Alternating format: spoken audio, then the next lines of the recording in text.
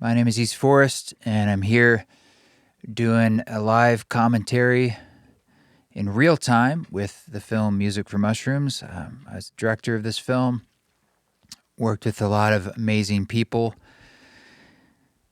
including Louis Kofsky is the producer, Rachel Clara-Reed, the editor, had some wonderful cinematography help from John Dahlgren, Mark Kachowski, among others. And want to walk us through the film as I'm watching the premiere here. I haven't seen the film actually in a while. We saw it many times in the theatrical release when we traveled around. That was about a year ago.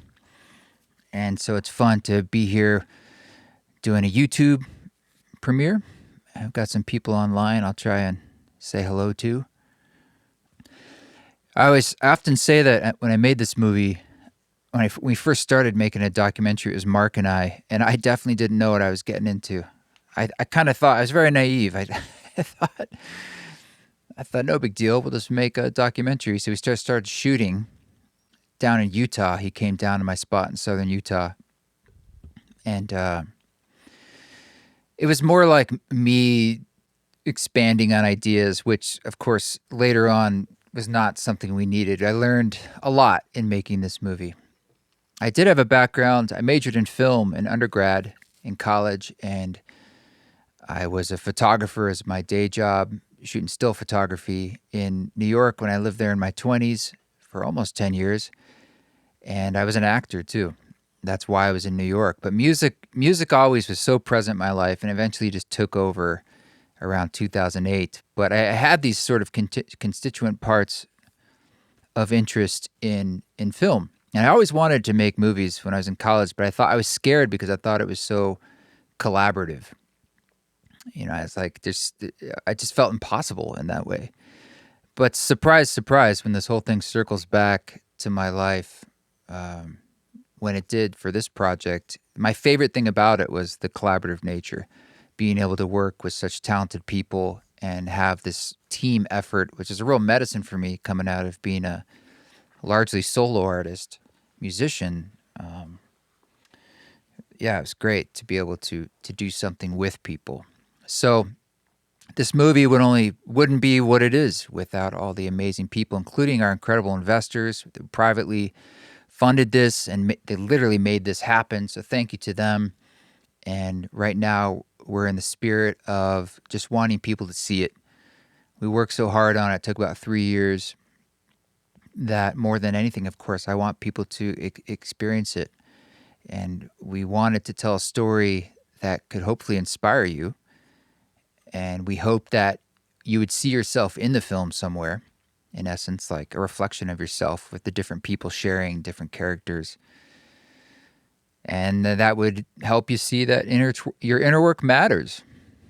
You know, we need each other to dive within and to make choices and change, and that's how the change happens in this world.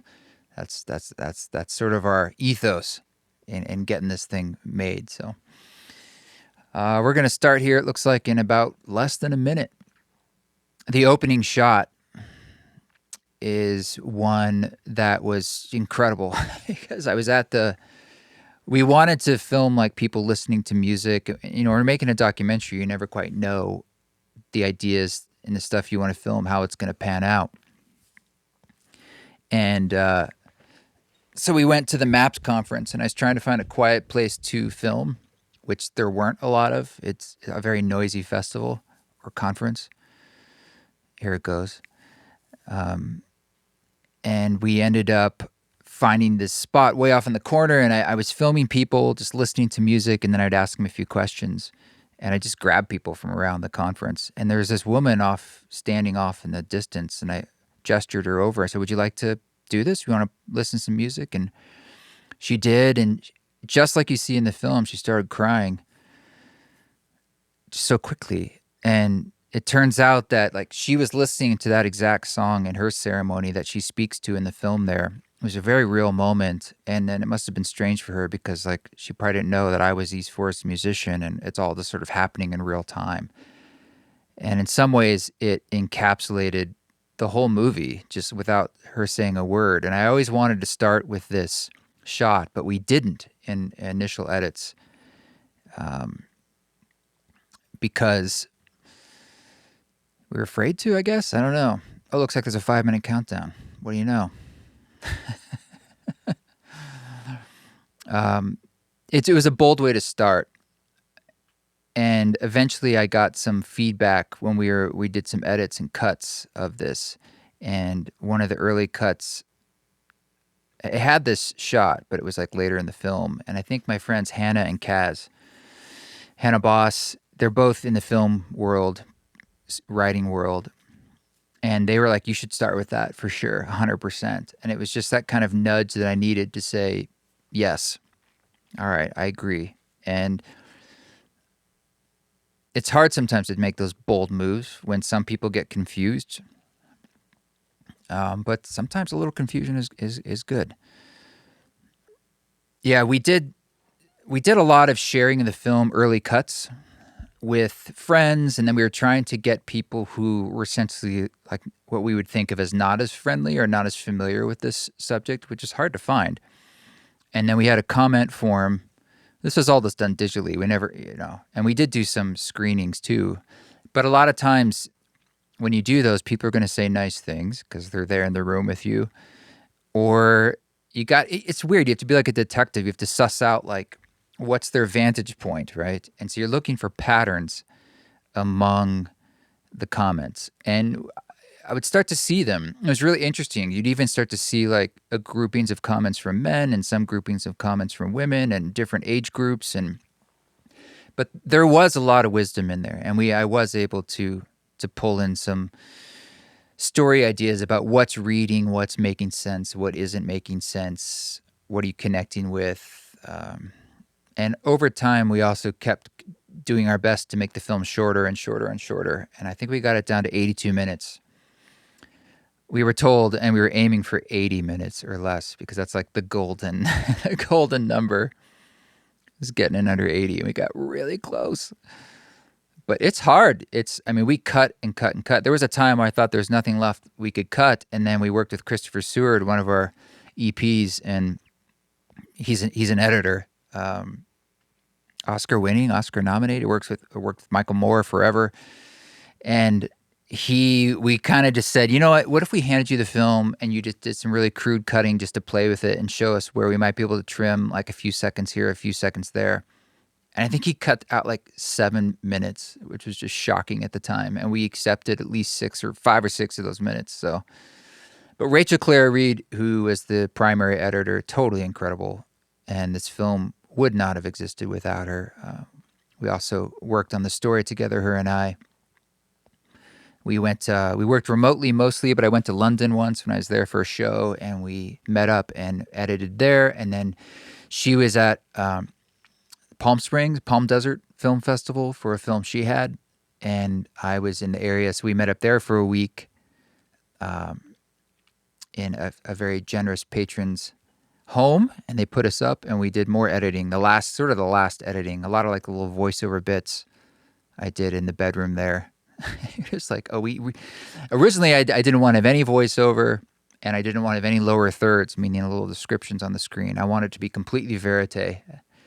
But if it doesn't make sense, sometimes you got to explain things, and so we had to. And it's more important that it's clear and people are following the story than if they aren't. So we had to add in little bits of voiceover and stuff, which works. In the end, we have a lot of verite in the film, meaning real life moments, and then we have a lot of like talking to people, interviews, talking heads, so to speak. And we wanted to merge those together, and it is a hybrid, which is a little unusual in the documentary world.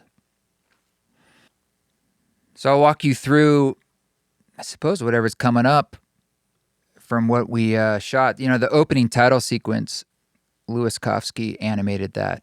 And Dersu Rhodes did the design. He's amazing. He really helped us tie together the visual. Louis and I go back forever. I wouldn't be sitting here without Louis.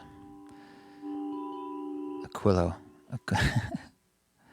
Aquilo's, when I was a little kid, that was the name of the little home movies I made with claymation and my pets. Okay, sure.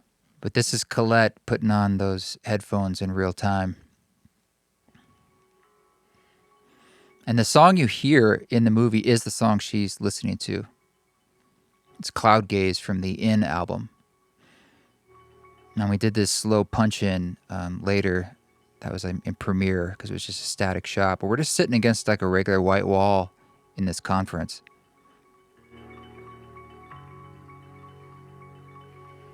God, this might be one of my favorite shots in the film because it's so real and it's just she's so vulnerable.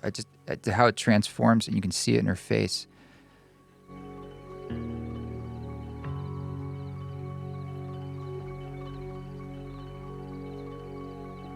That moment where the tear, it's magic. I mean, this shot was such a gift. Thank you, Colette.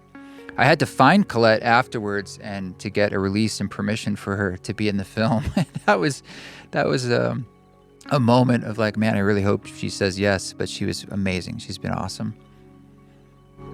This is Lewis's animation. He did this, I think, in After Effects music for us. That's cool. Those rapid fire sequences was something I wanted to put in there for like a sense of urgency, to keep in the background, like the backdrop of the pressures of the change and collapse in the world.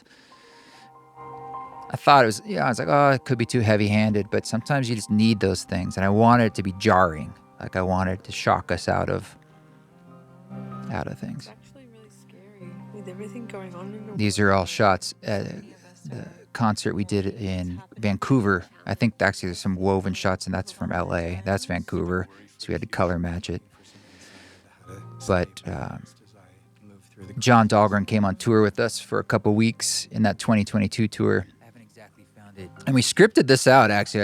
I imagined us having me backstage being nervous and starting with like looking at a show and Rada on stage. And so we knew we wanted to get footage like that at some point in tour. And we shot it probably multiple times, different shows. This was the most visually striking one. Probably the largest show, too. It was 550 people. So at the time, that was by far the largest. Shout out to Vancouver, BC. And this opening montage against the Bird's Eye song, this, I think at one point was the beginning. And I wanted to do a montage, classic music montage, because it's, music. It's a music film. It just made sense. But it's a fun way to get some character establishment, of course, doing the daily routines, trying to show us as normal people. Music, of course. I'm in that studio right now. I wanted to use B-roll as little as possible, so there's only a couple bits of B-roll in some of those, like you just saw those shots of the chickens. I did not go to a chicken farm, but that was my hometown there in Salem. That's Ireland. That's some airport. I shot that out a window. But I love this song Bird's Eye from the Music for the Deck of the Titanic album. I love the lyrics and the groove.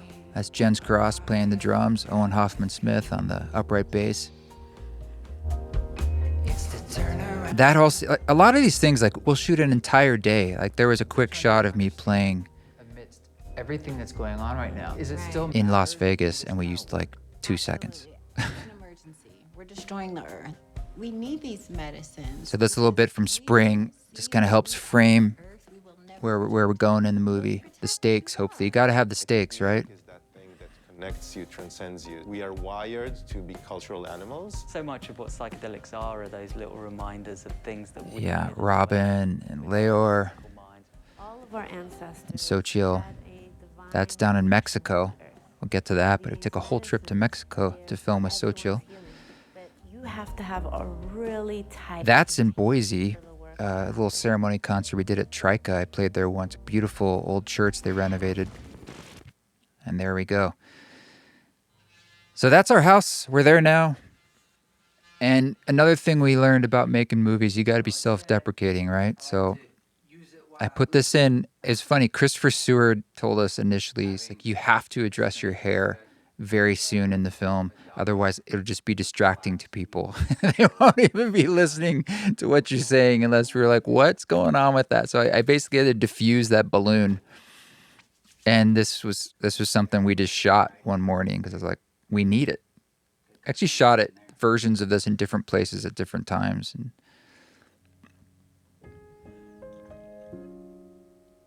And then this bit of music, this we added in near the end because I think we realized we need some music, like sort of verite music up front. And of course there's voiceover.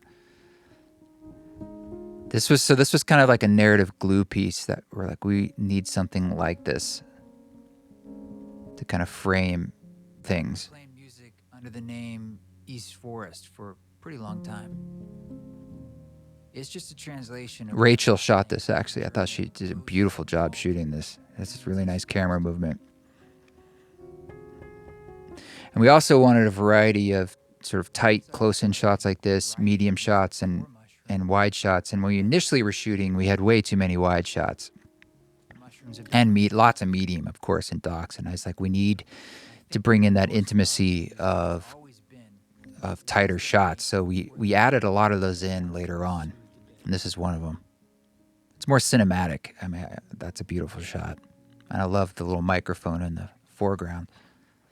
This is not exactly stuff that... So again, we're still here in Act 1. And this was also something we knew we would need, something to set the stakes.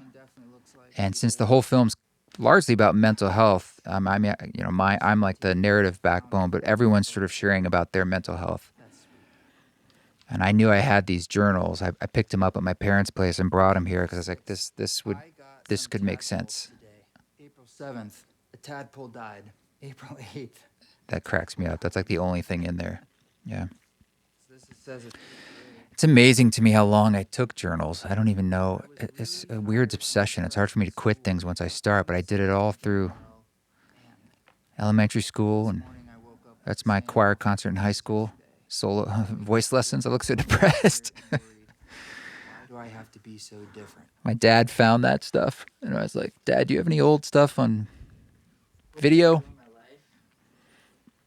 Hope this tape doesn't just become... I don't even remember filming this, but I used to film a lot of stuff. I used to make little movies, and I guess I was making some sort of like post-mortem video in case I died or something.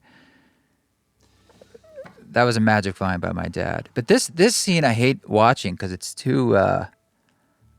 it's a very real thing I'm reading about, and I hate remembering about those sorts of thoughts and those edges we get to. But I knew...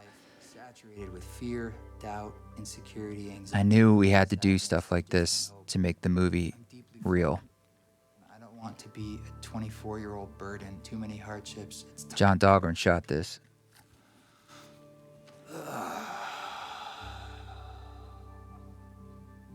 We had a bit in here about 9/11 too, and photos I took. All that got cut. Just wasn't needed. Everything's just like got shorter and shorter. What's the least we need to keep the story moving forward?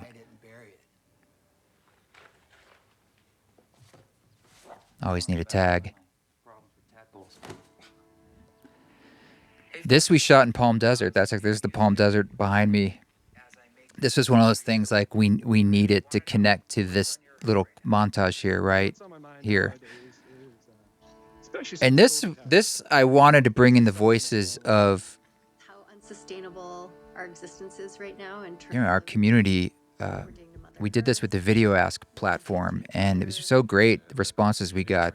But I wanted it to be like lo-fi, TikTok-y, YouTube-y. I wanted to bring that element because that's obviously a big part of our world and our lives. So it's fun to have basic cell phone selfie footage against cinematic 4K cinema camera footage.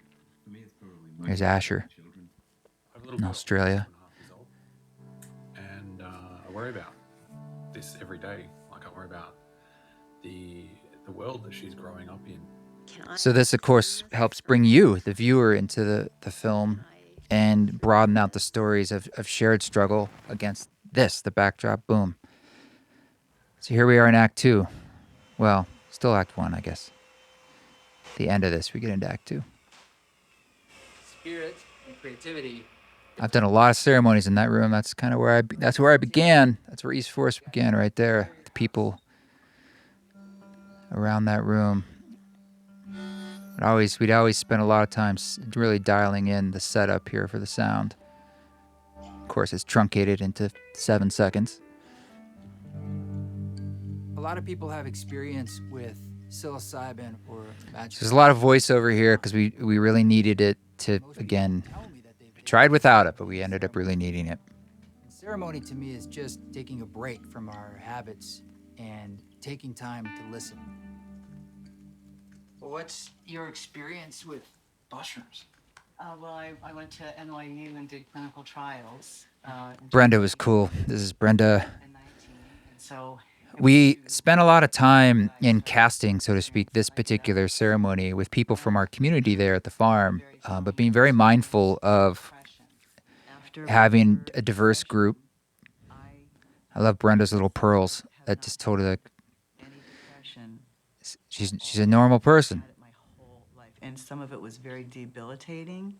And if I feel the We did these interviews in the little barn next door. It's not me.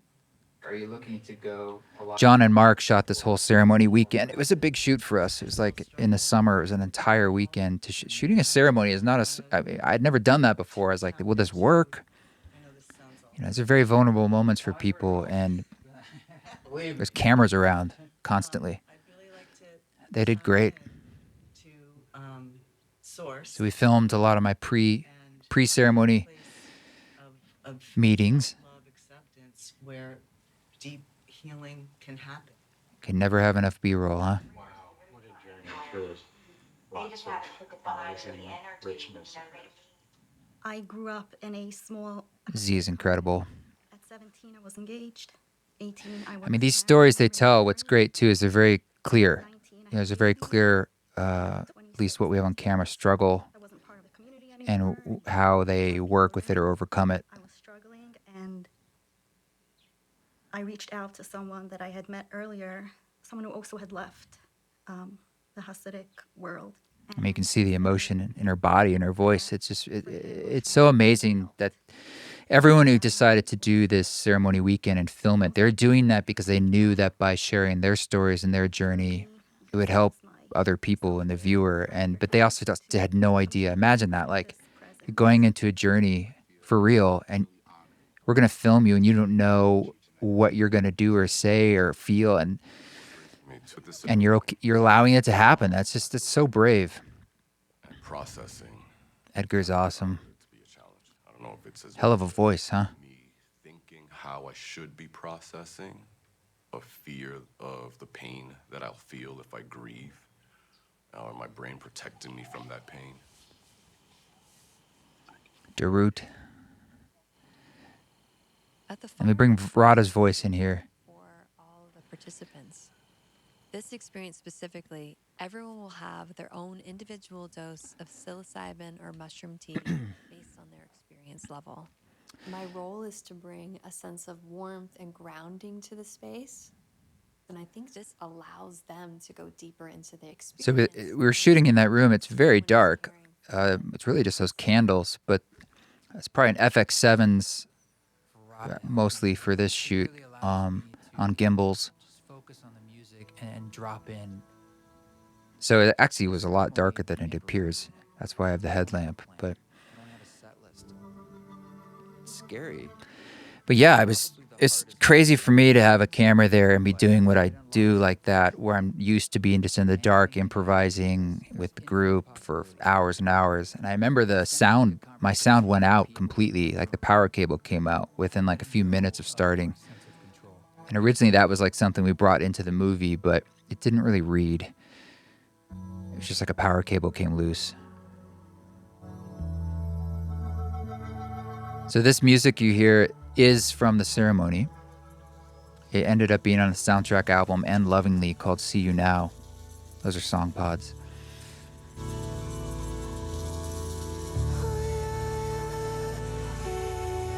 And we wanted to make the visual of the quote unquote psychedelic elements be very filmic. So right now there's no like animations. This is all just overlays. Rachel did the initial pass.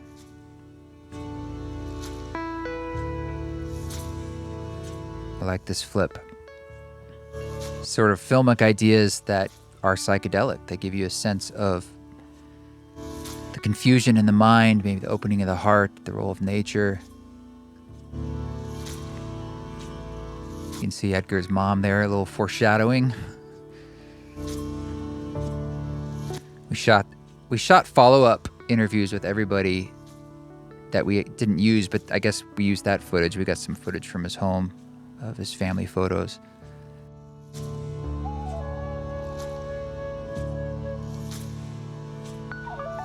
You film an entire weekend and you break the ceremony down into, look at that, into a few minutes. That's how it is.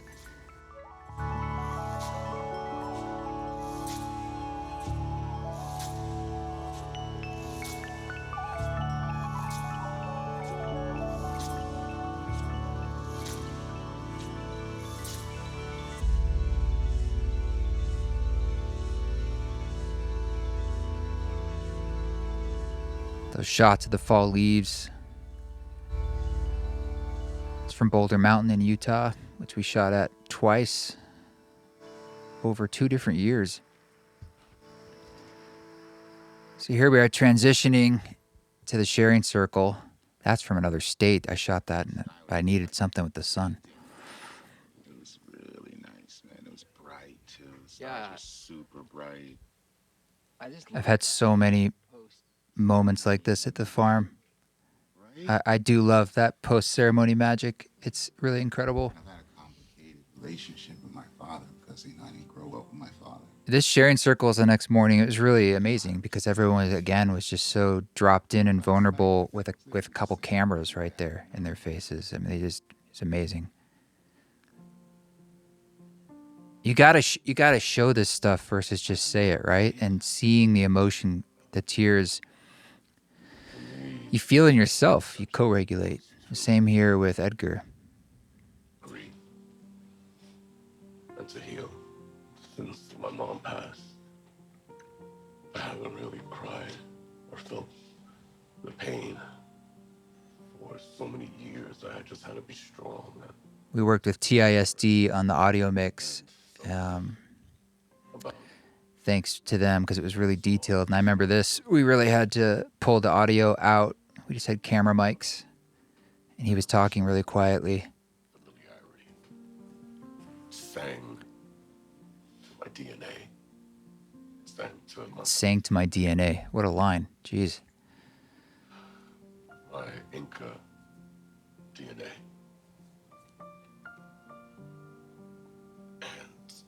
I used a lot of existing East Forest music for the background. This is called Held, the song. And it just, the simplicity of that song, the innocence, it just worked.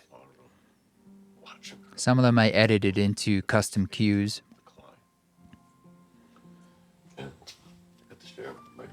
There's his daughter. We had to put that lower thirds to just make it super clear it was his daughter.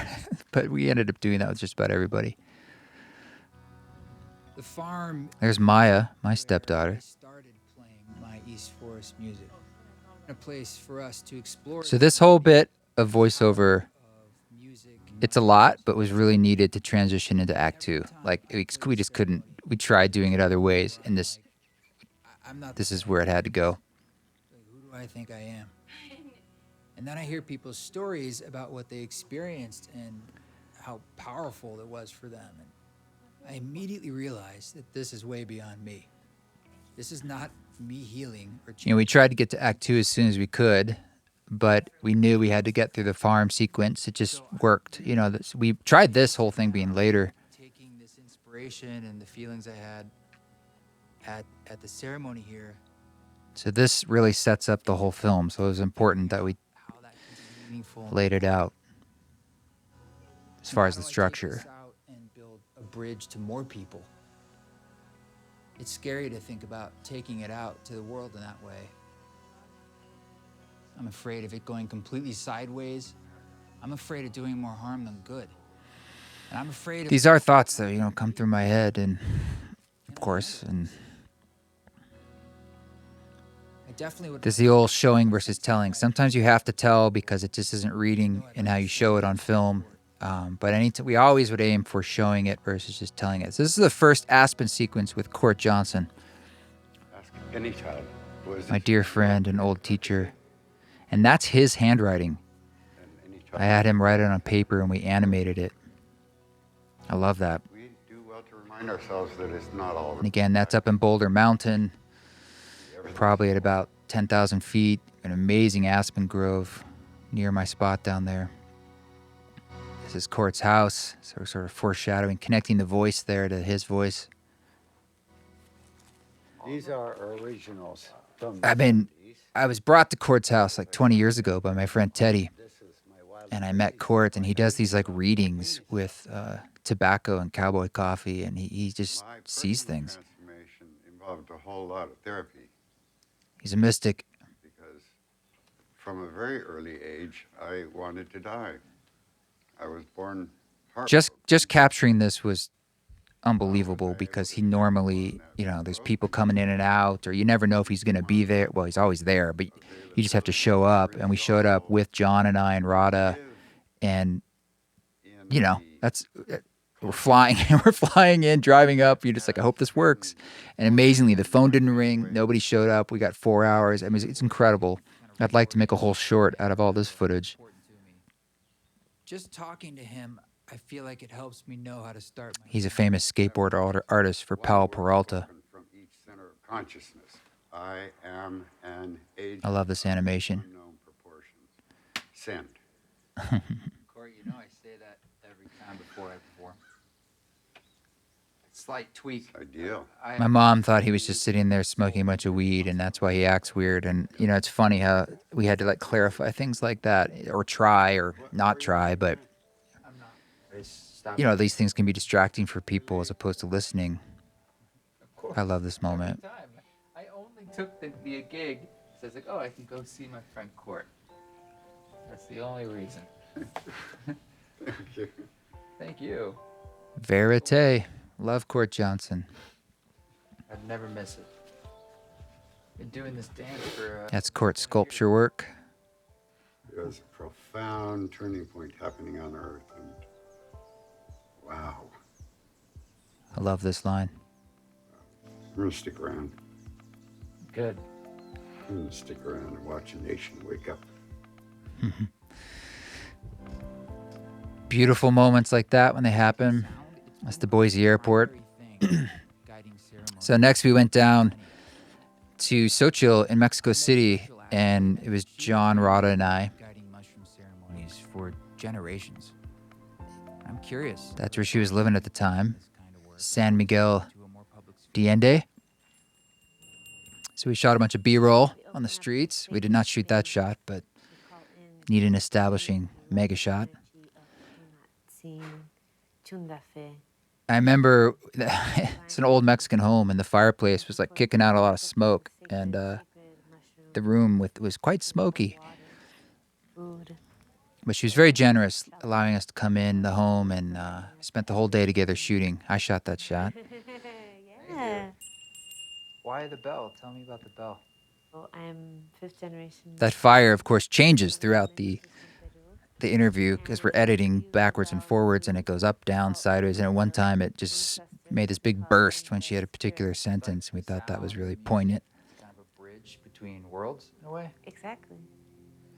I don't know many people working with mushrooms in an indigenous public way. Can you say for you, it's a family thing? So the first time I did a mushroom ceremony, it was with my whole family. Whole fam. My whole family.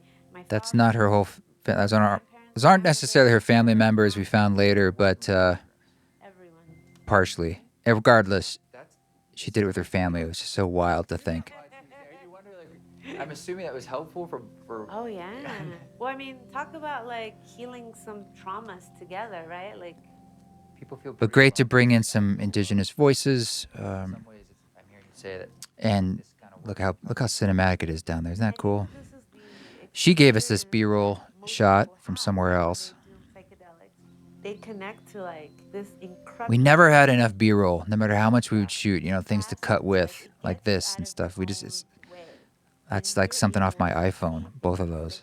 And you can tell the color and stuff is not quite as good. But you got to do what you got to do. I want to bridge the ceremony space into the public performance space. what are ways we can kind of bridge like your knowledge and Western cultures that don't have. Rachel did a great job of putting this together with all the different footage we had. We were up on her roof. I was asking her questions. We did a whole series out on the streets. And so we put a lot of these interviews in full up in something we call the Insider, if you want to hear them all, because it's a shame to put a few minutes in and then you have all this other great stuff, and we want to share that with you too. So that's in the Insider.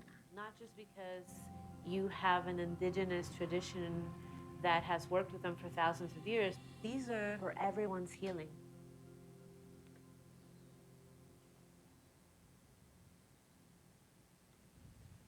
I think he was always trying to deal with his anxiety in particular. And every time there was a change, There's my mom and my dad. Made it harder.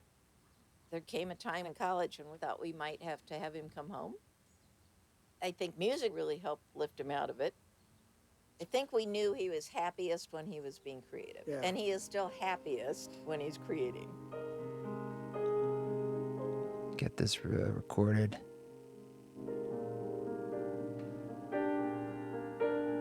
That was backstage in Boulder on the beginning of the tour. Just like a cool verite moment. Where'd the video go?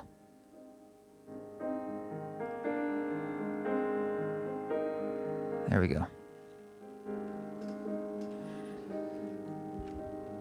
I really was super anxious, and I played that piano side stage, and I felt way better. It's like getting a really good hug. Just need to like let something through. It's like drawing a picture. You're just like, all right. This is something I shot on my iPhone because, again, it's like the keyboard and this stuff, you see it so much, and I think for a lot of people, they don't really know what's going on there, so it almost is like it's a character, and we needed to introduce and explain the character, and I thought this would be a fun way to do it, like POV. And it all goes through my little looping pedal. So I just grabbed my iPhone and did this real quick, and it ended up working pretty well. Start with like a little synthesizer pad. You just play it up here, record it down here. It's like a view I see so often is this keyboard and looking down at those pedals. Add a little something on top. Also, I was able to bring in a beat here, and just like the sonic diversity of the film, I wanted to find moments where we could bring in a little bit of rhythm and energy so it wasn't just ambient music. So this is one of them. And that helps with the pacing. I think Christopher Seward talked about bringing this earlier into the movie. It used to be later, so we brought this in earlier just because energetically it helped with the pacing. Of course, Ram Dass is always amazing. Ram Dass comes and goes, and Maharaji there comes and goes in the film a lot of times, woven in.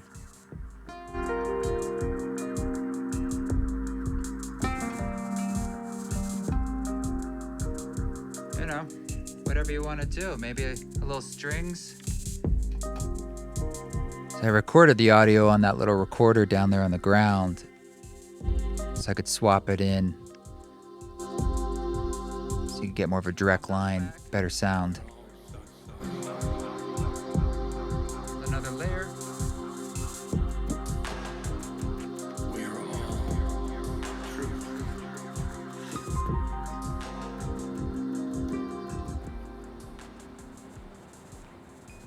Before I do these bigger events, so I've known Robin for a long time. We're actually doing some research together, but it's his research project. I just provided the music.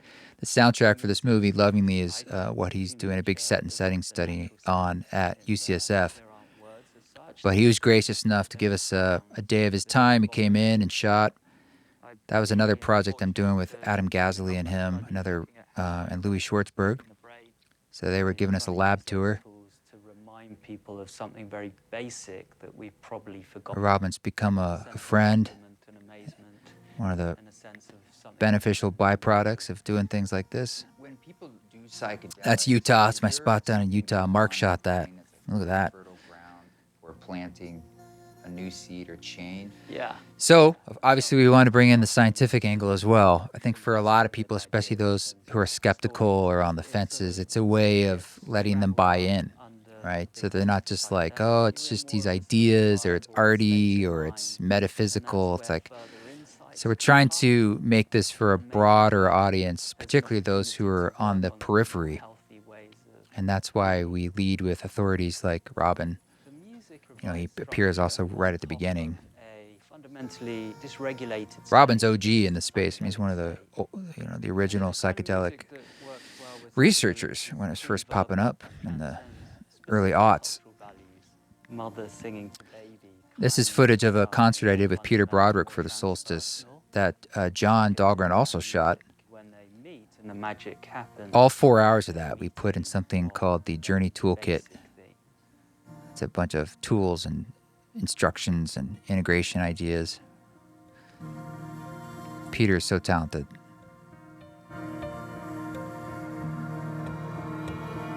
He and I made an album called Burren together in Ireland, and then we came over to mix the album in my studio, and we did this on the solstice because I'm crazy. We're always like, let's just do more.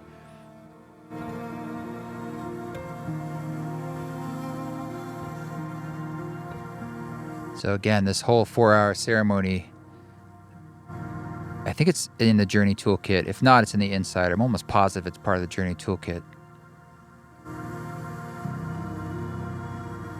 He's an incredible violinist among everything. He plays piano, drums, bass, kind of everything. Great vocalist, songwriter.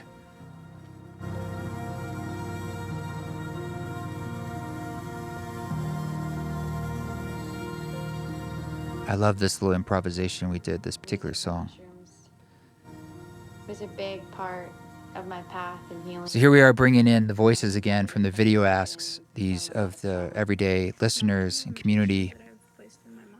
And the tiling of it on screen was something we came up with at the last minute because I was like, oh, it creates movement, but it's also like, how do we deal with the vertical videos and the negative space? And I thought this was a fun way. Returns me home to myself. So this is the house I grew up in. My puppy, Kaya, my dear Kaya, who's not with us anymore, but boy, was she my biggest teacher. Love you, Kaya. I shot these shots of my parents' home. Not that John shot that, but the B-roll, because I wanted to get that suburbanness of it.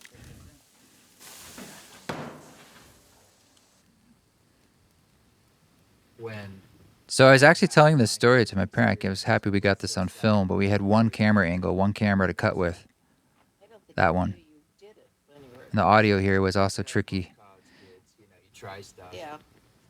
I lay down under the My mom's folded arms. Sort of consternation on her face. Yeah. But at the time, it was just stunningly beautiful. My ego started to break down. Time broke down.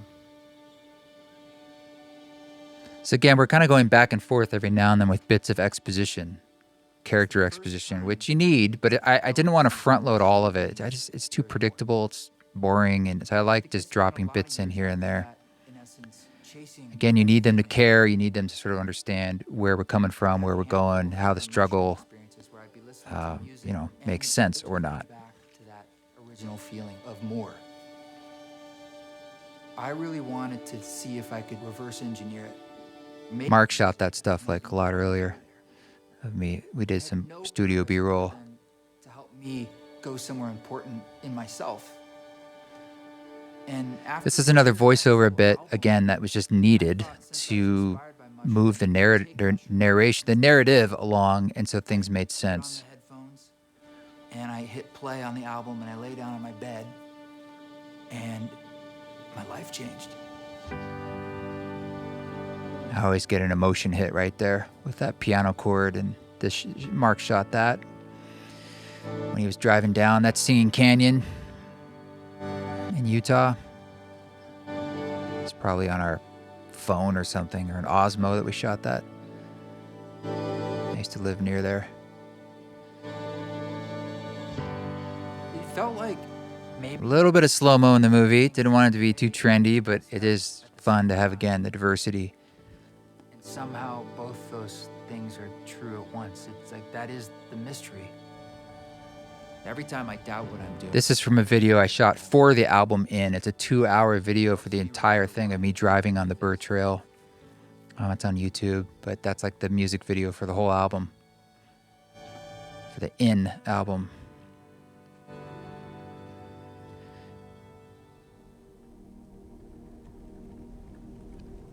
We graciously got to use this clip here of the Sit Around the Fire video from Domino and John Hopkins, so thank you to them. I was so grateful because it was so key and so beautiful. And John for his graciousness of allowing us to use footage like this podcast and the song when at the time that wasn't the plan. And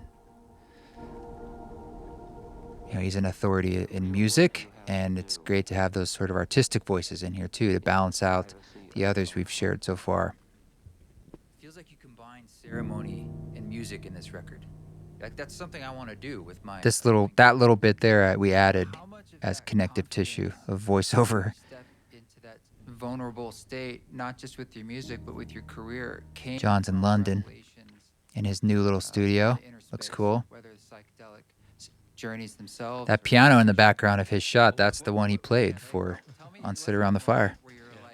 I have to do this. The agenda is to, I suppose, do my little bit to advance the conversation about psychedelic therapy. You know, So when I would shoot some of these interviews, I'd have to set up multiple cameras, sort of like I did today, to do this, and it was always a lot when you shoot yourself with no one else there. Knows that the music is about half of it. It's like the structure into which or more. Yeah, or I mean, more, it really is. It can be literally become. It bothered me that I was interrupting him here, but it was the right moment to put in the movie. Music is the ceremony itself. I love those shots of Icaros, kind of bringing that in visually. And you see this in other ceremonies as well, from Lakota sweat lodges. So amazing. Those symbols are like they've said. I've heard it's the music. The pattern.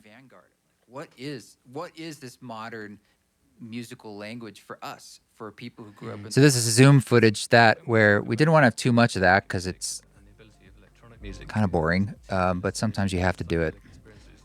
Again, thank you, John, for allowing us to use this footage. It's awesome. I think it's the Royal Albert Hall.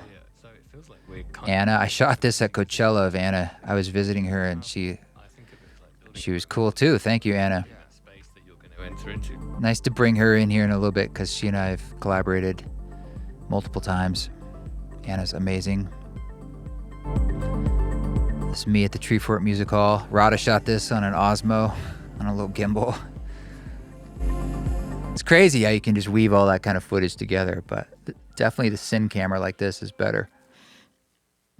Over the next 5 minutes, Julian I met years ago. He was on my podcast, and he came on last minute. We're like, hey man, can we talk again? And I asked you some specific questions, and he was amazing. He's like, yep, let's do it.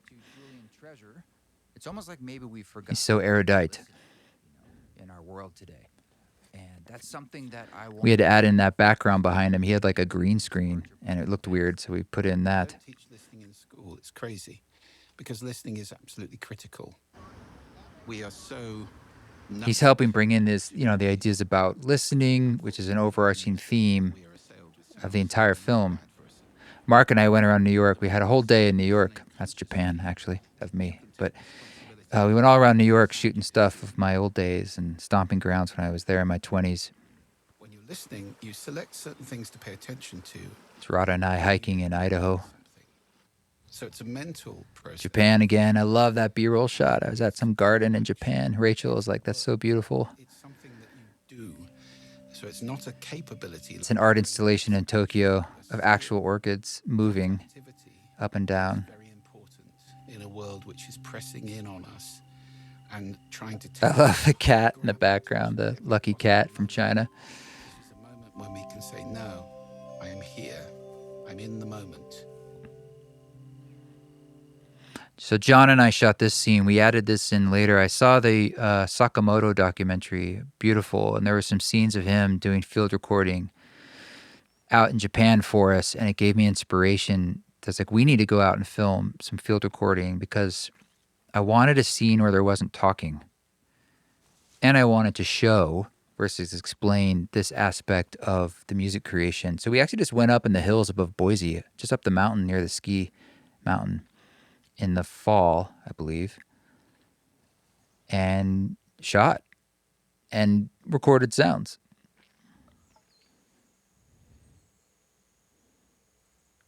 This is also a contender for my favorite scene in the movie, and I think just because it's more poetic and visual and about sound. This shot is my gladiator shot, I called it. I was like, very specific. I was like, all right, put the camera here, long lens. I want to go through the grass. I don't want to get the sounds of the grass. It's beautiful. And then the two of us shot some B-roll. And that is the sound of the crows there, or ravens. Turns out it's a raven. I think I kept calling it a crow. I was corrected. And then we shot me making music to it afterwards for like 4 hours, where I actually made a song. And it gets truncated into 30 seconds. But I was there for 4 hours when someone's filming you trying to make a song. A little self-conscious. And then I actually brought Rada in. I was like, I want you to hear this for the first time. So all that happened. You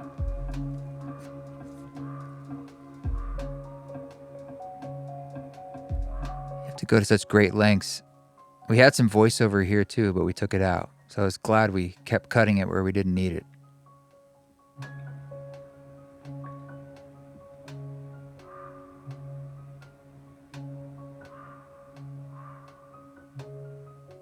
There's Pepper, always appearing here and there in the film. She's like, pet me, keep petting me. That's the crow. So I made a quick draft mix of the song and I played it for Rada. I love this close-up. It's long. It's beautiful. And the emotion of that then propels us into our second interstitial Aspen sequence with Court again. And that poetry he brings in. And sort of this meta theme of the forests themselves and how aspen forests underground are like mycelium, all connected into one organism, ancient.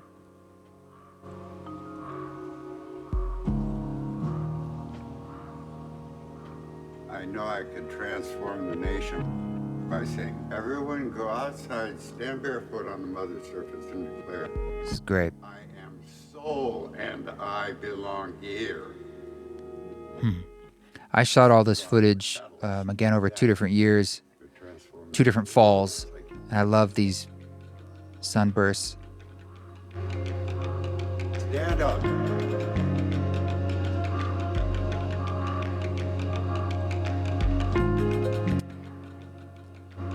Then I went and I shot this with Rada in her studio downtown. The environment I was raised in. And this was something, again, it was more later, as like narratively, as like, we need more background of you. Abuse. And as a child, And thankfully she was open to it. Someone was knocking at the door that I remember, and I was like, I can't believe they're rushing us. And we had like 5 minutes to get this, and she just went for it. to freeze or to disappear. It's vulnerable to talk about your stuff like that and then put it in a film. And I know she was a little nervous about that. And I was like, no, this is really helpful. You know, it helps me care about you and understand you. And a really nice point in the movie. Working with people as ketamine therapist, I feel a lot. I shot this quickly at her ketamine clinic. Which they likely don't share with hardly anybody else. And sometimes it's over. Again, we want to see it. Rachel shot this in Palm Springs, and this was another one of my favorite things because we don't say anything, but it helps show my caring for her because there's so much of her caring for me, and it actually, I need to balance that out so that, you know, we get to choose what we show. And I was like, we need to show the mutual love. Felt experiences as I do braid her hair. I'm thinking about things like music and nature, or of course, Charles is one of the very first interviews we did. Yeah, there's so much information that cannot be communicated. It was in Las Vegas before an event we were both doing together, and I've known Charles since 2008, and so I wanted to just recognize that he's someone who brought me into some of this thinking a long, long time ago. Integrated into you. It's by feeling it. And this is why. And we needed someone talking about how feeling is understanding. And just pay attention to it. when I look back 12 years ago, it seems terribly unlikely that I would find myself studying in Hindu temples or... Here we go with Ram Dass, the Ram Dass scene. Ram Dass big for me in my life, of course, and so I wanted to honor him for many reasons. And I shot an entire weekend at the Legacy Retreat. Amazing story with that is I was going to just shoot myself, and I met someone there. His name is escaping me. I want to pull it up. It's in the credits, of course. That's me shooting or recording the Ram Dass album there. But he had all this camera equipment, and he filmed with me all weekend as a gift. So we got to interview with Spring and Bob Thurman and others and all of this. With a larger audience. Today I want to combine energies by bringing in the ceremonial music element, which for me is improvisation. So this was a great opportunity to bring in Ram Dass and his ideas and honor his role for me and of others, but also to start to expand the story of you're seeing me bring the ceremony work into different audiences, or hopefully bigger circles that you're seeing throughout the film. There's a little Spring.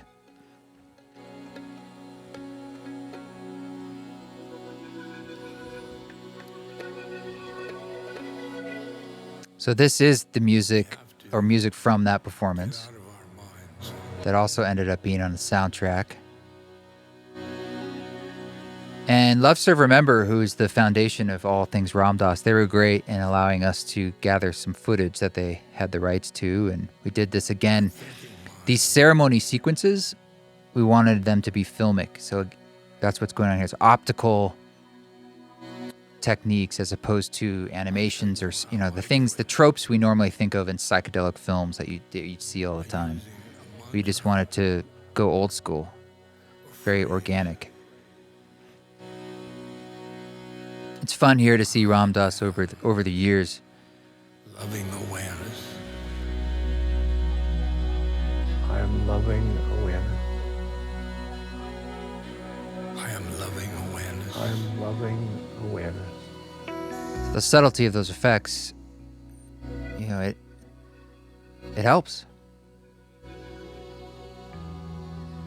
I was a professor at Harvard University. There's those aspens again. I had spent my whole They're a life character in themselves. Sort of this overarching theme of nature as part of the recipe. And when I had the chemical, I touched a part of myself that made me question the whole social structure and not be willing to play by the rules anymore. Love that smile. Because something was more intuitively valid to me. In other words, I met something behind my own ego. There's Duncan Trussell there on the left. Want to throw over Harvard necessarily, but it made... I love these overlays here that Rachel did. Inner experiences. It works.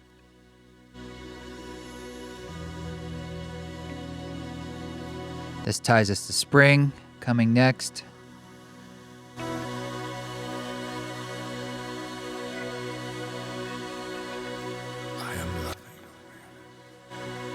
I think I shot this various audience B-roll at different times that weekend.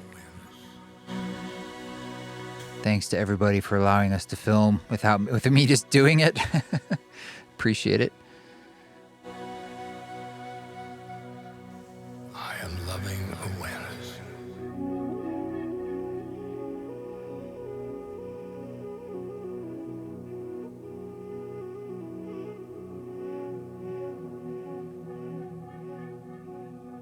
My question is, I'm having these awesome transformations, these wonderful breakthroughs, taking psychedelics. However, at the same Maharaji, insecurity, this feeling, don't Guadalupe, Hanuman.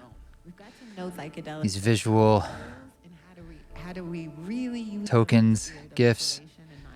So this is a great line from Spring, because we didn't want the message of the film to just be like psychedelics are a panacea, because of course they're not. So we have to have very clear. So we want to ground it and keep it real. A really powerful. So I thought that this quote of hers did the trick. So that real work can happen. I've been wanting to ask you if And then she and I shot this interview. that I want to do could make a difference. Yes, this rise in plant medicine It's coinciding. I remember his arms got super tired here holding the camera gimbal. And the wind was a little problematic, but we made it work.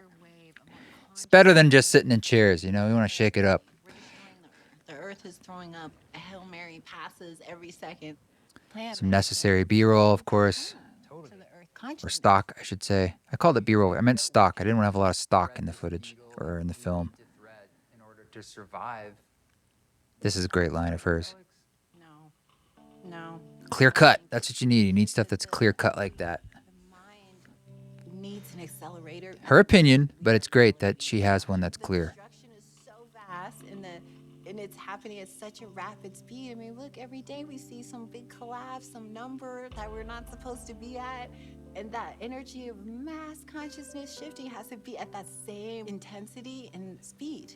So I believe what's beautiful about these medicines, whether it's, ketamine or LSD or ayahuasca, Spring gave us that shot right there of her own retreats that she does. but also respect. Great to see it, be able to cut to it. And when you use them in an unconscious way, you will get hurt by them. How do we use them appropriately, honorably, right? How do we not abuse them, right? How do we use them in the spirit of mass? The guy had lights and 3 cameras. I mean, it really transformed what I was able to shoot that weekend. So here we go, going back to the video ass and the folks in our community, tying it always back to the viewer. Love that guy. He's chilling. Look at him. Love it. Mary Stark. Be careful about how much I take in. Love Mary. Because it's so distressing. I feel like I'm always trying to... This song's called Migration from my very first album. It has a nice emotion and momentum. The world needs a reset. A lot of folks from New Zealand. I believe it's possible. Boom. Well, it's good for us to get on a call, get coordinated. I did film this call, which, calls with your lawyer. Probably not very cinematic, but we needed bits that showed the tension or reminding of, like, the stakes or the challenges to overcome. During these ceremonies. Wow. That's the studio in Boulder Mountain Guest Ranch.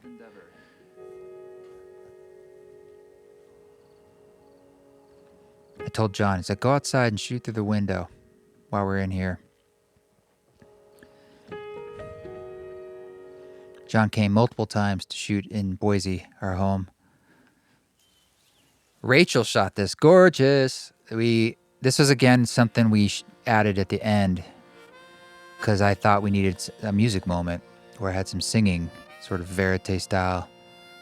So we went up at the golden hour.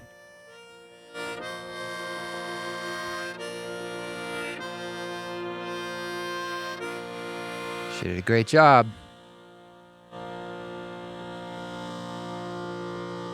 So I have a little microphone there clipped on, and then we have the camera mic, and I think I had a field recorder maybe. That's a Shruti box. Really fun to use, very meditative, drones.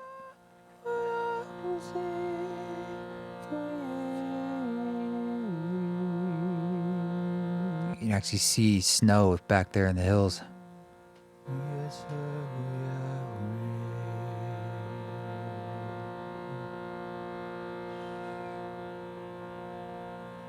All these moments, it's finding, it's a rhythm.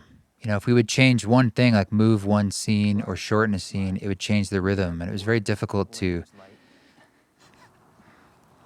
I like just making up sounds and words. It's just a flow that you had to find, and you had to find perspective to see it fresh again, which is hard to do. It's a great shot. I'm really wanting to take this feeling out and try and share it with others. So Stephen Camo and I shot this whole weekend also at the Boulder Mountain Guest Ranch in southern Utah. Harry Grammer has been a friend and supporter, and I've been doing stuff with him and them for a long time. And I said to him, I was like, "Are you cool if we just film this weekend? I have no idea if it'll be in the film but my intuition was we should film." And he was totally down. So are the kids. That become invisible in the world because because There's Rada doing yoga with them. foster care system, the incarceration system, the welfare system. Harry's amazing. Many of these youth haven't been out of LA County, and so coming up to southern Utah, they give them this amazing, look at that. I mean, they have these amazing experiences just dropping into nature, and he asked me to play a ceremony. Is to interrupt Just music, and I was very, very, very nervous. valuable members of And one of the kids, that's Antorian, who I followed a bit more, because he came back, actually. But we didn't get to film other people in the ceremony. Had these massive emotional responses. It was almost like too big to film, it felt like, or Steve-O was a little nervous too, but there were some big cathartic emotional responses. Break off from that path, given that I didn't see. This is when Antorian came back. He came back to like live and work there for a few months, and I took him up to the Aspens and did some filming with him. If I keep heading in the same direction, I'm gonna end up in the same place, either dead or in jail. Thankful that he was down for that. I'm so happy you're here. Call those the 7 pools. It's near the Escalante. I've been invited to play a ceremony for the youth. Here's a bit of voiceover again. It's just really necessary to clarify what the heck is going on. Great opportunity to learn more about the power of music on its own.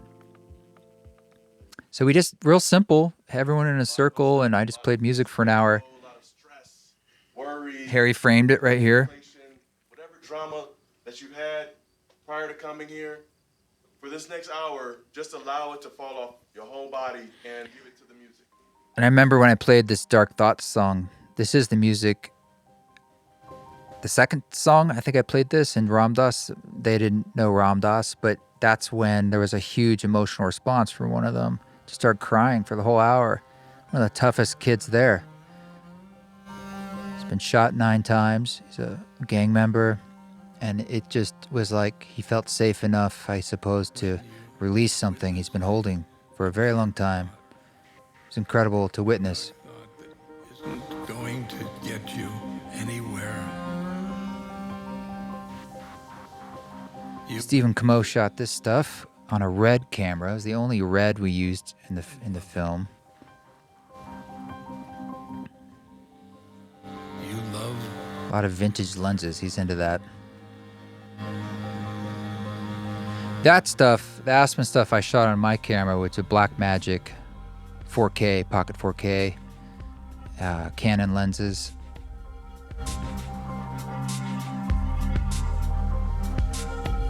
I thought it was so cool. We went up to Aspen's. He happened to be wearing that pullover. That was like this. It's like we costumed it. That's just what he was wearing. And he and I just went up and are walking around, playing in the trees, and cool footage. It's almost like a dream sequence. Look at that color.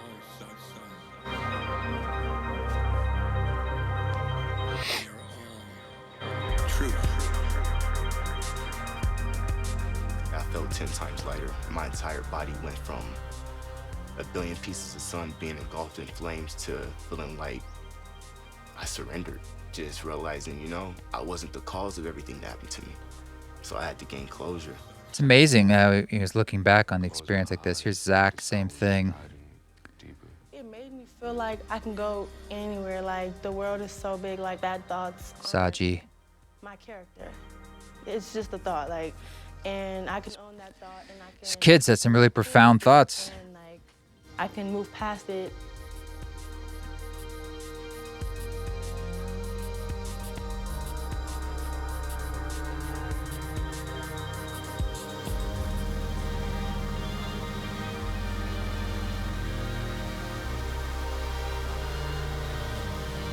Oh, that's the dead cow. I shot this whole thing with the dead cow and him, and I thought it was this big metaphor. I was going to end the film with it. It did not read, but I shot a lot of that.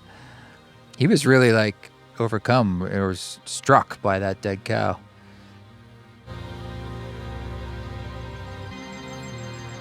Another overlay image.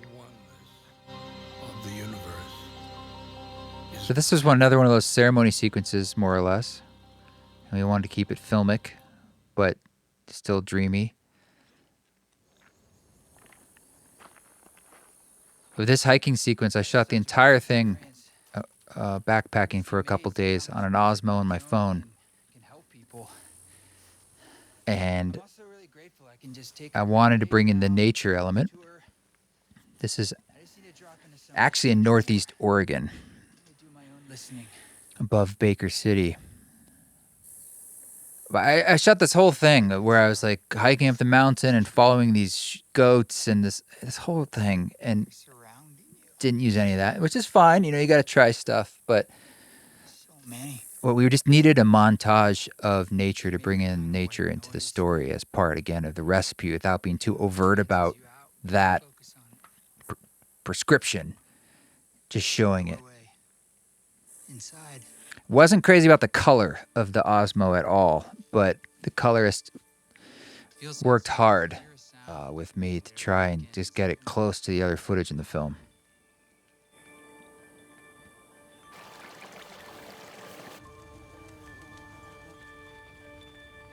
Those are bristlecone pines, very old.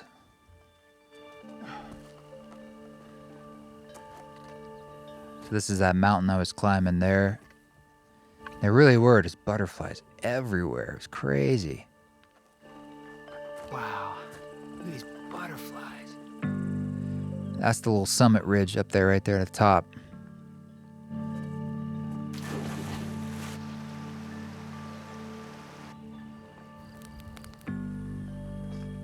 Sometimes I forget, and I come out. This song is from the In album.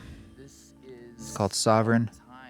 It's just covered up sometimes. When you're shooting by yourself like that, you have to set up a camera, walk away, and then you have to come back and get the camera.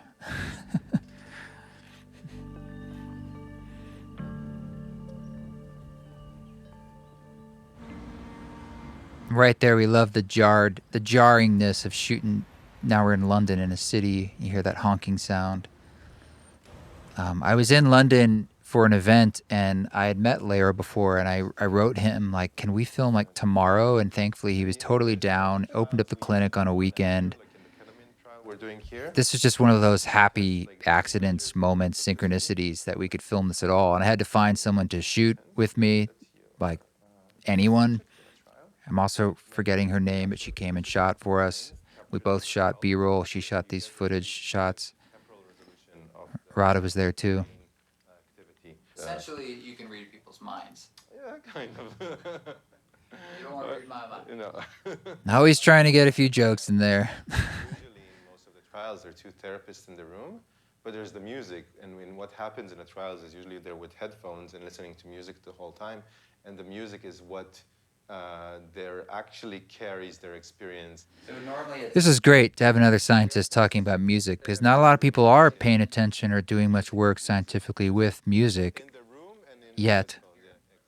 And so it's wonderful that he was able to speak to it and willing to. You're engaged in the music, and psychedelics enhance the emotional processes and the reactions to music, right? So, yeah. This sucked because like he had a mic and I didn't, and so we had to really work on the audio here. Been thought of on the side. Why do you think music and psychedelics? I think we only had 2 cameras and 1 mic that was working. I think there's few reasons, right? So you I like the lighting here. Music as guiding the process, right? This was just natural lighting, but we put ourselves in a good place in the room, and all the white around us was a nice fill. And I think music is that thing that connects you, transcends you. Our brain. Here we are at that Cloud Gaze song again that we heard at the very beginning of the film, sort of bringing us back, tying us to this shot with Colette. A little Easter egg reveal with her. And those ceremonies, their intention is not piecework.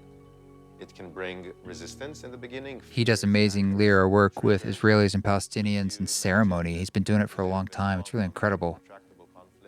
Their identity is so rigid and so oppositional to the other that it's really hard to change. But then, I guess with a state of like plasticity or openness that psychedelics induce, it can allow also the music, let's say of the other culture, to really penetrate deeply into people. We're all gifted. Here comes Court again, Court Johnson. We all possess a genius which can stay locked up inside us life after life until it's nurtured out into the open.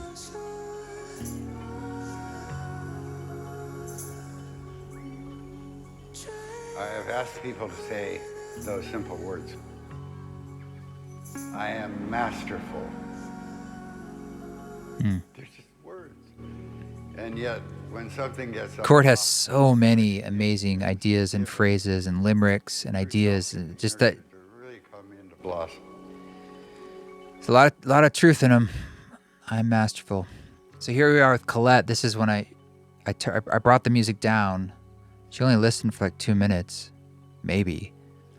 And I swapped in Radha's voice for my own, but this is what I said to her. I just thought it was better for a female to be asking. You've heard enough of me.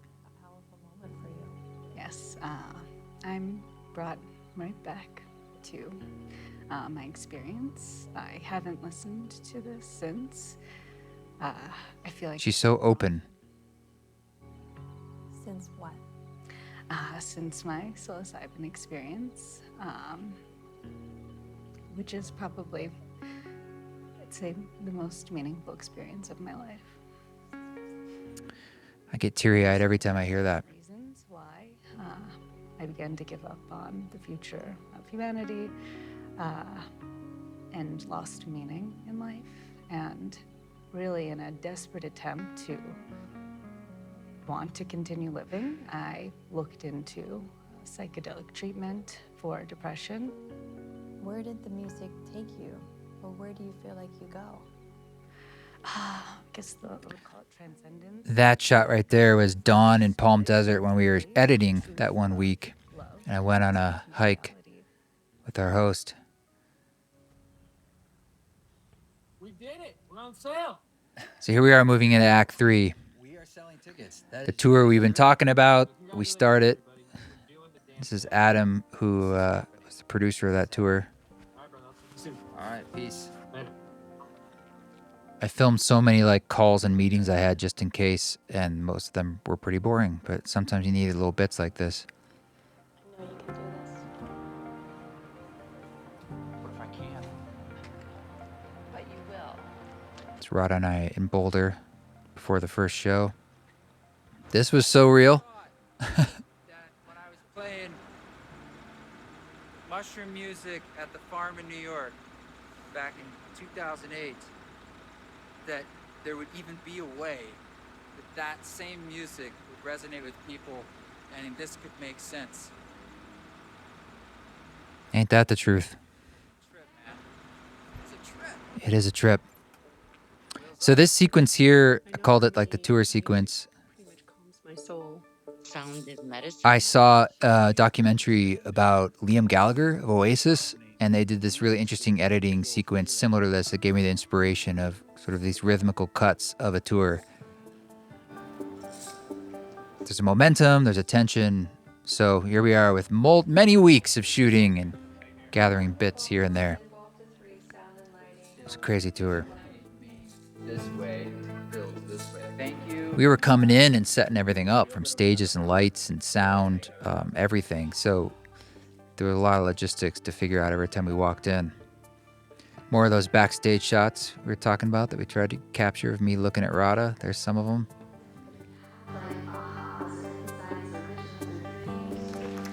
That's Salt Lake, LA, Boulder.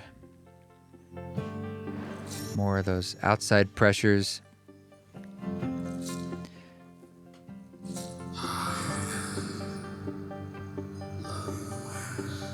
Single amenity fire extinguisher. That was the green room that had literally nothing in it.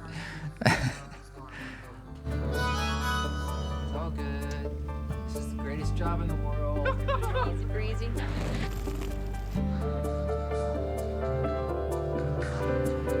Here, it's like a neurotic dude from the suburbs of Oregon.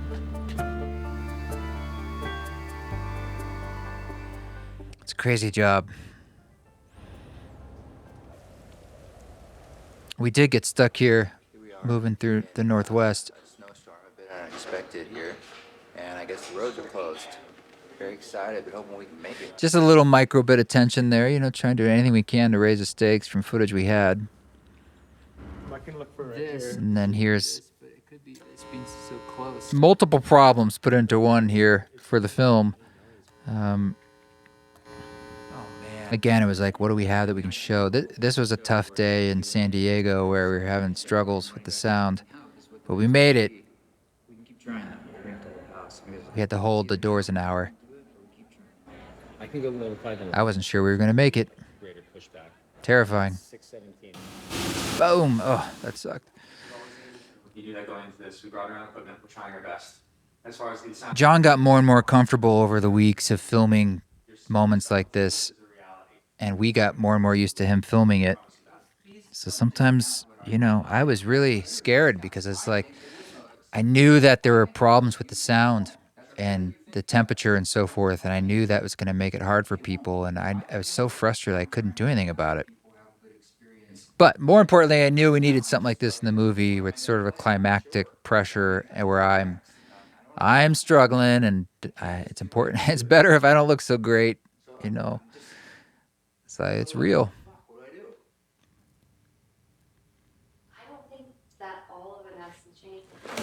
I think I shut this door a little curtly, and the sound of it we had to cut out because someone was like, that's too intense.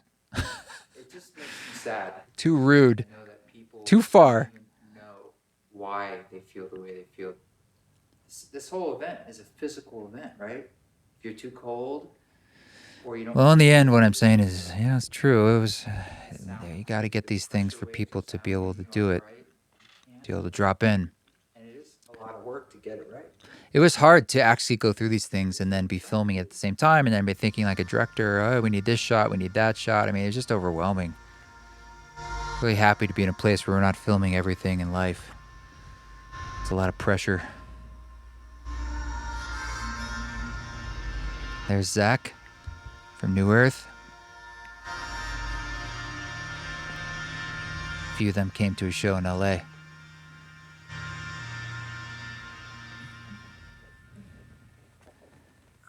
I wanted to include a little my own like video ask in a sense, like my own sort of selfie diary.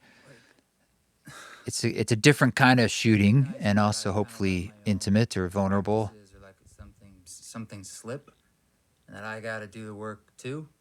You know, I don't get a free pass. Like, I'm a human being, and I'm wearing that same shirt that Court was wearing in his scene. It's hard to see that, but another little fun Easter egg.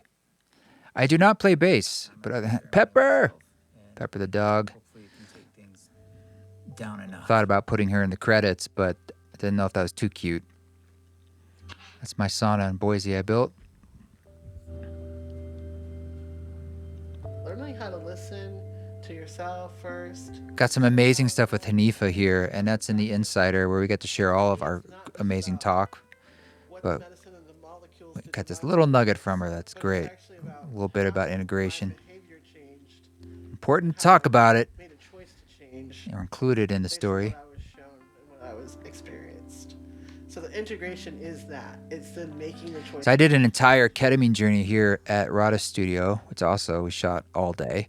It's super powerful for me. And we cut it down and down and down and down until it just became actually just some visual moments. And it's wonderful to show Rada loving me, which she does so much, and she supports me so much. Look at this shot. Love is the highest truth. Thank you for that. Love is the highest truth. Really helpful. Really generous of you. So that was me coming out of that ceremony. That was a really vulnerable moment. I had this big realization. I'm not in control of all of this. And not being in control is a good thing. In Mexico, they say, you know, we just entered the So yeah, it's fun bringing folks back from the film, 5 civilizations before us. kind of coming up with some conclusions. Not the ultimate conclusion, but some thoughts and ideas. I mean, we could enter it in a good I like that we're seeing Xochitl in a new setting outdoors. we can enter it through massive destruction once again. That biggest delusion is thinking, I can't get on the path. Everyone has their journey. The stream is different, but the thing is, enter. That's a key part there, just about It's just about stepping into it, and it's right in front of you. Is also connected to other people's awakenings. Rada playing the harmonium, the Hana Manchalisa. Harder though over the years is that like we're around people all the time. Also, So a side stories are always the hardest. And the side story in this film is Rada and I and our relationship. And so again, we wanted to show it versus just talk about it. But some of the talking about it like this is a both show and a tell, because look how vulnerable she is.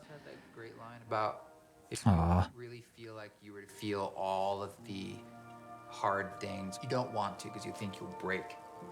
And he would say, I probably shouldn't have been shooting and riding bikes at the same time, but look at that.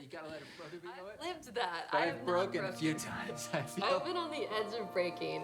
It's like not necessarily breaking. We shot this in one of the weekends that John came up, shot all sorts of stuff of home life, just in case we needed it. Okay. Now I'm stronger. I'm stronger because of that. Rada did great this whole film. I mean, man, she would just do anything. Is to pretend things aren't terrible. Things are scary right now. Yeah. But I'm pretty sure things are always scary. This is a podcast I did with Duncan Trussell, the comedian, that we did a song called So What, and he was cool to let it be in the film too. It kind of sums it all up. Sitting around the table with my family, I have experienced the highest state. Benji, stepson, makes it in here. Connection with the divine. We sit together and we eat, and hopefully we look across the table at each other. Those eyes, boom, there it is. When you get lucky enough that you find yourself just doing something normal like that, you might have the most incredible relief when you see, oh shit, right. Ugh, that sunset in Boise was just pure happenstance. So this is where we move into the end. This is that big sequence in Vancouver. We shot multiple concerts, knowing I probably wanted something for the film. And this is the only one that we had audio for. And all I had was my backup recording. I had a little backup recorder. It's a long story, but thank God we had any audio. some of those elements of the origin. And this song you hear was an improvisation that night, and it made it onto the end of the soundtrack album. I called it Cascade. And this is actually what was being improvised in that moment in this shot. What we can do with music and sound and ritual and ceremony to dive deeper. So this is like one of our last sort of quote-unquote psychedelic sequences, music sequences, and we wanted to do those same filmic techniques to tie them all together, but Eternal wisdom. keep it grounded.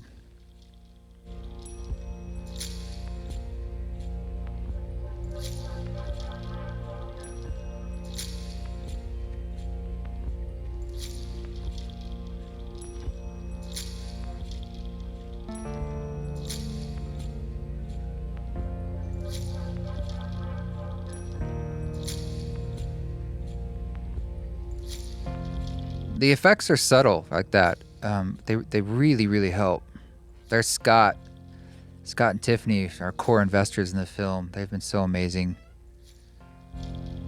One of a group. Alex and Lexi, Jamie and Penny, our initial investors. And Scott and Aaron. I found the peace to just be me. So these were voiceovers from the video ass that help kind of the viewer sort of add their voice, sort of their conclusions in a sense. Bringing the arc to a denouement, as it were.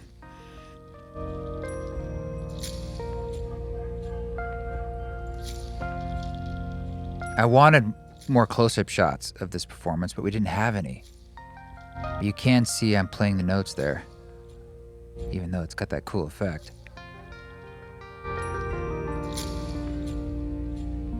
Rada would go around with the bells and stuff, add some more three-dimensionality to the sound. Here, watch the hand here. There you go. See, it's happening. We did that pan out digitally afterwards to kind of create a little sense of movement and scale.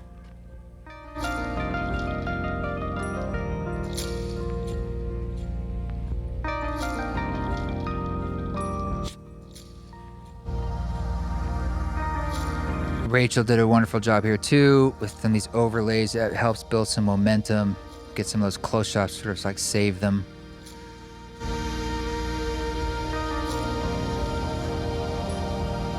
So this shot, of course, ties to that opening shot where I'm looking backstage anxiously, and hopefully it feels like a release. And Tiffanie gave it this great note. She's like, you need to have people applauding, and we need to hear it so that the audience feels the release too, like the viewer of the film. And I didn't have that in. And I was like, okay. And I think she was totally right. That's a nice shot. John Dahlgren shot that weekend. It's a lead.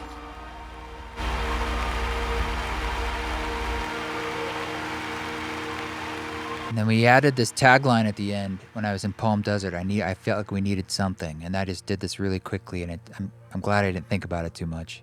Maybe it just works. All just one great song. And we're singing one another awake. And I had this shot that I shot of myself walking down the aspens. I wanted to like disappear into the trees, and I wanted this shot to linger a bit longer than you think it would. And I like it.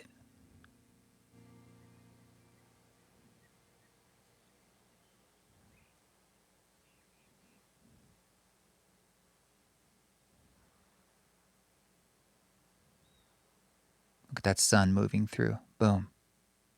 Incredible. Oh my gosh. Yeah. It's just, I'm amazed that we did this and got it done, and the people who helped, and what a great job everyone did, and what we've made. And I just want to hope it gets out there into the world. We were going to end with this sunset, but we couldn't decide how to end the movie, and I didn't want to lose this because my parents were visiting, and I wanted to honor them and bring them back into the film. And they were visiting. We walked up there. My dad didn't want to go, and we finally convinced him, and thank God we did, because look at what happened. Look at this sunset. It's one of those, again, visually, it just sums everything up. Obviously, you know, sunset, but you can see the emotion in our faces, the love and the joy, and having me and my parents and Rada there, it's just perfect. So we did the title card split screen type thing before the credit roll and sort of the top level credits. Thank you to all of our EPs, all of our investors. Part of us spreading it far and wide is so we can make some money back and pay everybody back. I shot this on my iPhone 13 Pro. That's all I had with me. And this song is called Ends Begins. It's the last song on the music for the Deck of the Titanic record.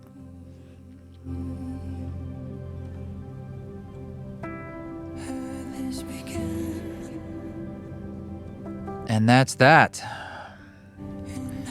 So, thank you for watching and listening.